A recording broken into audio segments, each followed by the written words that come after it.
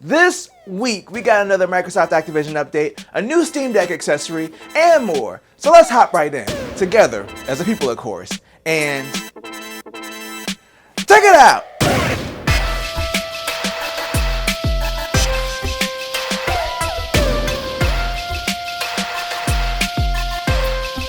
And welcome to another sensational Sunday. I'm Mike, and I'm here to talk about the gaming news.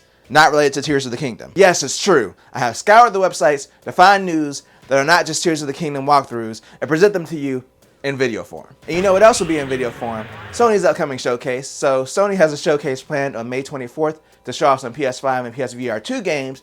Even though I'm a PlayStation defector, I'll still be checking it out to see what they announce because I just like to see what games are out there and get excited about it. And I'm also interested in the PSVR 2 lineup. They've had a strong start with their lineup of exclusive games, maybe not sales-wise, but they've really been trying to get people to invest in this thing, so I want to see what they can come up with to draw people's interest. Speaking of investments, Microsoft has invested a lot of money in buying Activision.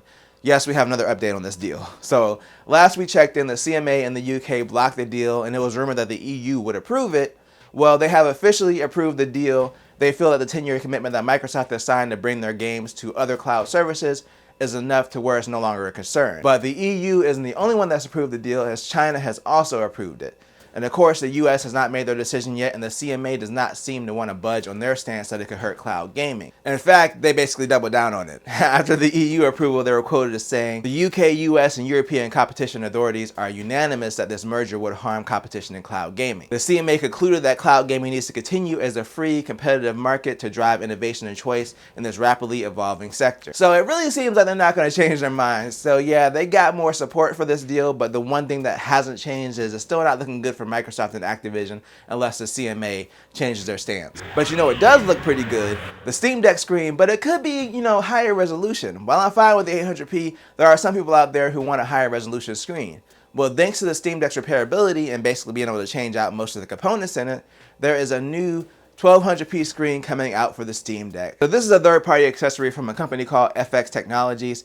It's a 60Hz 400 nit brightness screen, and it should be more color accurate than the default screen because it covers 95% of the sRGB color space versus the 67% of the built-in screen. Now, all these specs are according to the company, and of course it could change as these products get out to the real world. Also, they don't know the impact on battery life yet, but FX Technologies stated that they should have some information on that next week. I'm also thinking about how this is going to affect performance, because personally I'm fine with 800p because it's an easier target to hit for a lot of games on the Steam Deck's hardware.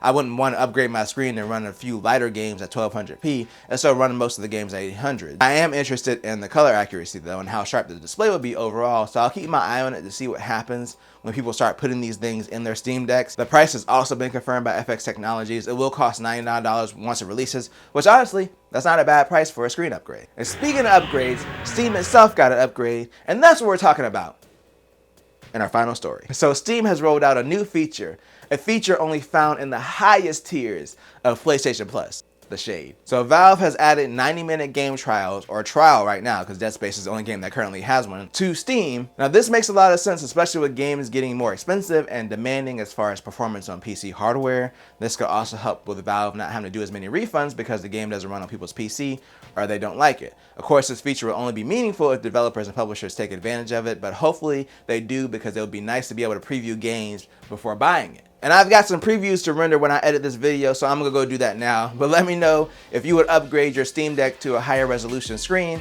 And if you enjoyed this video, then make sure to tell a friend, tell a coworker, like, share, and subscribe, and hit the bell notification button thing, and the whatever it is, to be notified when I drop a video or a live stream.